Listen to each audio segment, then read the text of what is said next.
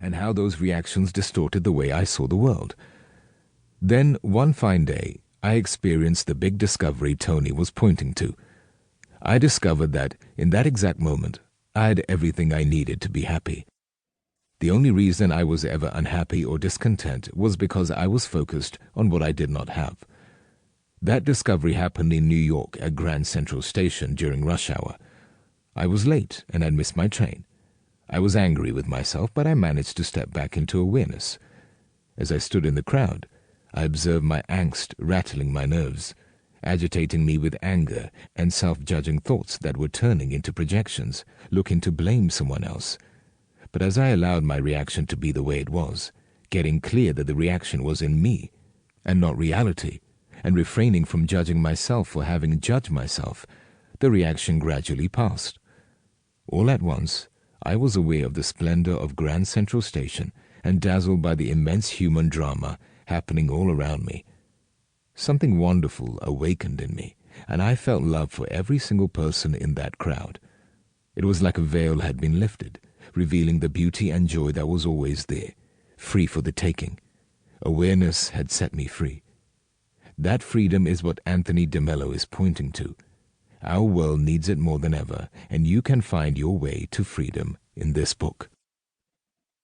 Don Joseph Gowie, Executive Director of the de Mello Spirituality Center.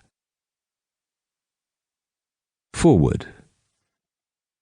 There is a Tony de Mello story that provides the perfect introduction to this book. The disciple asked the master, "What is more important, meditation or action?" "Neither," says the master. "Seeing is what's important." "But we see all the time," countered the disciple. "See that the golden necklace you so ardently desire is already hanging around your neck. See that those snakes you imagine biting at your ankles are only harmless pieces of rope. See what's really there." If you let that story roll around in your brain while listening to this book, you will be able to stop fixing yourself. The stories, narratives, and meditations in each section provide you effortless and enjoyable moments of awareness. Much as a flame disintegrates a piece of cellophane, these moments will gently dissolve the false, neurotic programming within you. "My life changed" is the most frequent sentence uttered by those who have discovered the de Mello magic. Though everything around you may be a mess, you are just fine. There is no need to go anywhere else. In the present moment, happiness arises all by itself. So it is with this book. You don't have to do anything more.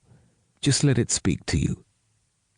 Desmond Towie, Trustee of the de Mello Spirituality Center. Introduction. As you listen to this book, spirituality means waking up. Some of us get woken up by the harsh realities of life. We suffer so much that we wake up. Other people keep bumping into life again and again. They still go on sleepwalking. They never wake up. Tragically, it never occurs to them that there may be another way. It never occurs to them that there may be a better way. Still, if you haven't been bumped sufficiently by life, and you haven't suffered enough, then there is another way. To listen. I don't mean you have to agree with what I'm stating.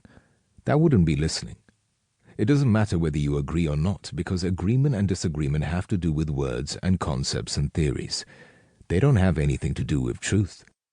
Truth is never expressed in words. Truth is cited suddenly, as a result of a certain attitude. So you could be disagreeing with me and still cite the truth. But there has to be an attitude of openness, of willingness to discover something new. That's important, not your agreeing with me or disagreeing with me. After all, most of what I'm presenting here is really theories. No theory adequately covers reality. I can speak to you, not of the truth, but of obstacles to the truth. Those I can describe. I cannot describe the truth. No one can.